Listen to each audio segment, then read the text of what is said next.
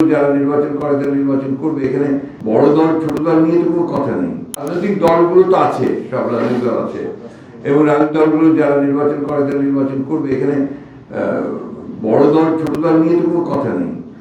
এখানে গণতন্ত্রের মধ্যে একটা নির্বাচন যখন হয় তখন সব দলই নির্বাচনে অংশগ্রহণ করে যারা করে, এবং সেখানে যেভাবে আসবে, তো বড় দল থাকলে ছোট দল থাকবে না, বা ছোট দল থাকলে বড় দল সমস্যা হয়ে যাওয়ার কোনো বিষয় না। তাদের প্রস্তুতির বিষয়টা কোনো দলের প্রস্তুতির বিষয়টা না। এখন তো দল নির্বাচন কমিশন গঠন হয়ে গেছে, সরকার সময় করে দেবে, এই সময়ের মধ্যে নির্বাচন করতে হবে।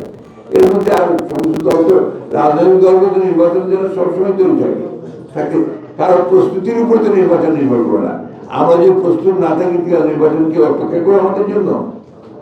অবশ্যই হবে। সুতরাং এটা আপনার নির্বাচন ঘোষণা হলে আরো অনেক বিষয় পরিষ্কার হয়ে যাবে, ততক্ষণ অপেক্ষা। সব রেডি হয়ে যাবে।